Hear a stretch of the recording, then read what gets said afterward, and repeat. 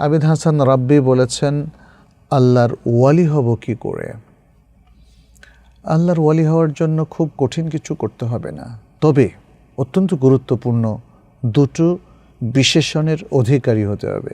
এক নম্বর হলো ঈমান, পরিপূর্ণ মাত্রায় ঈমান থাকতে হবে। ঈমানের ঘাটতি হলে অথবা ঈমান বিরোধী অবস্থান থাকলে আল্লাহর ওলি হওয়ার কোনো সম্ভাবনা নেই। তাহলে আমাকে এনশিওর করতে হবে, নিশ্চিত করতে হবে যে আমার ঈমানটা কমপ্লিট, এবং সেই রূপরেখা আর আমি এখানে মেনটেন করছি যেটি মেনটেন করেছেন নবী সাল্লাল্লাহু আলাইহি সাল্লাম, সাহাবায়ে কেরাম এবং আমাদের আইম্মাতুল হুদা, বড় বড় ইমামরা। কারণ ঈমানের জায়গাটা আসলে নবী, আম্বিয়া, সাহাবায়ে কেরাম এবং ইসলামের বড় বড় স্কলার, সালাফ থেকে ভিন্ন হওয়াটা কখনো গ্রহণযোগ্য নয়। আজকাল দেখা যায় অনেক সংশয়বাদী মুসলিম রয়েছে, অনেক মুসলিম রয়েছে যারা কোরআন নিয়ে কটু কথা বলে, অনেক মুসলিম রয়েছে যারা সুন্নাহ নিয়ে কটু কথা বলে। এদের ঈমানের ঘাটতি রয়েছে, এদের ঈমান দোষযুক্ত। এরকম দোষগুলো থেকে ঈমানকে মুক্ত রাখতে হবে। এটা হচ্ছে পরিপূর্ণ ঈমান। একদম সালাফের ঈমানের যে মডেলটা, সেই মডেলটাকে ইনটেক নিজের মধ্যে প্রতিষ্ঠিত করতে হবে, তাহলে ওলি হওয়া যাবে। তবে ওলি হওয়ার জন্য দ্বিতীয় আরেকটি অত্যন্ত গুরুত্বপূর্ণ শর্ত রয়েছে, সেটি হচ্ছে তাকওয়া। তাকওয়া অবলম্বন করতে হবে, তাকওয়া ধারণ করতে হবে, এবং তাকওয়াটা মূলত হৃদয়ের মধ্যেই থাকে।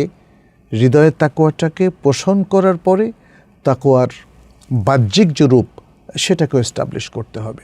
তাহলে ঈমান এবং তাকওয়া এই দুটো বিষয় অত্যন্ত গুরুত্বপূর্ণ। সূরা আল আরাফের মধ্যে আল্লাহ সুবহানাহু ওয়া তাআলা বলছেন, ওয়ালাউ আন্না আহলাল কুরা আমানু ওয়াত্তাকাউ লাফাতাহনা আলাইহিম বারাকাতিম মিনাস সামাই ওয়াল আরদ। যদি জনপদের লোকেরা ঈমান পোষণ করত এবং তাকওয়া অবলম্বন করত, তাহলে আমরা আসমান এবং জমিনের বরকত তাদের জন্য উন্মুক্ত করে দিতাম। সুবহানাল্লাহ। আল্লাহর ওয়ালি হলে তখন দিন দুনিয়ার, ইহকাল পরকাল, আসমান এবং জমিনের সমস্ত বারাকা ওপেন হয়ে যায়, সমস্ত বারাকা নাজিল হতে থাকে। বোঝা যাচ্ছে এরাই হচ্ছে সবচেয়ে উঁচু দরজার ওয়ালি। এটা আমরা বলতে যত সহজ করে বলতে পারলাম, বাস্তব ততটাই কঠিন। প্রকৃত পক্ষে ঈমান এবং তাকওয়া সম্পন্ন প্রকৃত মুমিন হওয়া, এটার জন্য অনেক সাধনা লাগে, আগ্রহ লাগে, আল্লাহ এবং তার রাসূলের প্রতি মাহাব্বা লাগে, দ্বীনের প্রতি অবিচল আস্থা লাগে, ইস্তেকামাত লাগে। এগুলো যদি আমাদের মধ্যে থাকে, তাহলেই একটা পরিপূর্ণ ঈমান এবং পরিপূর্ণ তাকওয়ার জায়গায় আমরা যেতে পারবো, আল্লাহর ওয়ালি হতে পারবো। এখানে আমরা মোদ্দা কথায় তাহলে বলতে পারি, আল্লাহর ওয়ালি হওয়ার জন্য দ্বীনের পথে থাকতে হবে, পাপ বর্জন করতে হবে, এবং ঈমানকে ধ্বংসকারী যে বিষয়গুলো আছে সবগুলোকে পরিত্যাগ করতে হবে। এটা হলো মোদ্দা কথা। আর তাকওয়ার একটা এসেন্স আল্লাহর ওয়ালিরা সবসময় রক্ষা করে চলেন, সেটা হচ্ছে পৃথিবীর যে কোনো আকর্ষণের জায়গা তারা নিজেকে অত্যন্ত নিয়ন্ত্রণের মধ্যে রাখেন, সংযত রাখেন।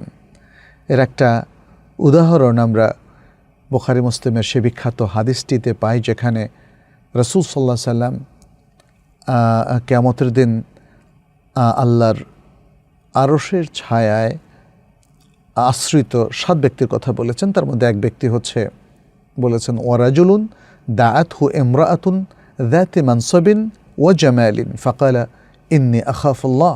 এমন ব্যক্তি যাকে অত্যন্ত পদমর্যাদা সম্পন্ন এবং সুন্দরী এক রমণী ডেকেছিল, বলেছিল তার সে সৌন্দর্যের সাথে একাকার হয়ে পৃথিবীকে ভোগ করার।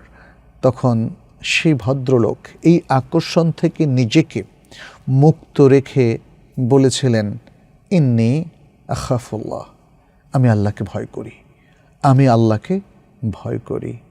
এটা আল্লাহর ওয়ালি হওয়ার প্রমাণ। এই জায়গায় নিজেকে সংবরণ করা একমাত্র আল্লাহর ওয়ালি ছাড়ার কারো পক্ষে সম্ভব নয়। একমাত্র পাক্কা ঈমানদার এবং তাকওয়ার শীর্ষ পর্যায়ে অবস্থানকারী ব্যক্তি ছাড়া আর কারো পক্ষে সম্ভব নয়। সুতরাং আল্লাহর ওয়ালি যদি আমরা হতে চাই তাহলে আমাদেরকে ছোট বড় সকল পাপ বর্জন করার জন্য অত্যন্ত সিরিয়াসলি চেষ্টা করতে হবে, এবং যে কোনো পাপ করার সময় আল্লাহ কি ভাববেন এরকম লজ্জায় আমাদেরকে থাকতে হবে। যত আকর্ষণকারী সেটা হোক না কেন, যত আহ্বানকারী শক্তিশালী আহ্বানকারী হোক না কেন, সর্বাবস্থায় আমরা পাপ থেকে মুক্ত থাকব। টাকা পয়সা, চুরি চামারি, ঘুষ, সুদ, পৃথিবীর বিত্ত বৈভব, সুন্দরী নারী কিংবা নারীদের ক্ষেত্রে সুন্দর পুরুষ, এসব ক্ষেত্রে আমাদেরকে যদি আমরা বর্জন করতে পারি তাহলে একজন অতি সাধারণ পুরুষ তিনিও আল্লাহর ওলি হতে পারেন, অতি সাধারণ নারী তিনিও আল্লাহর ওলি হতে পারেন, একজন রিক্সাওয়ালাও কিন্তু আল্লাহর ওলি হতে পারে, একজন কুলি মজুরও আল্লাহর ওলি হতে পারে, গৃহপরিচারিকা যাদেরকে আমরা বুয়া বলি তারাও আল্লাহর ওলি হতে পারে। কিন্তু মনে রাখতে হবে আল্লাহর ওয়ালি কখনো শরীয়ত লঙ্ঘন করে না, এই শর্তটা আছে, এই শর্তটা আছে। আমি দুনিয়ার পদমর্যাদার দিক থেকে যত নিচেই যাক এটার উপর আল্লাহর ওলি হওয়া না হওয়া নির্ভর করে না, বরং আল্লাহর ওলি হওয়া না হওয়া এটা নির্ভর করে কে কতটা শরিয়া পরিপালন করছেন এবং পরিপূর্ণ ঈমানের অধিকারী হচ্ছেন, তাকওয়া অবলম্বন করে চলছেন সেটার উপর।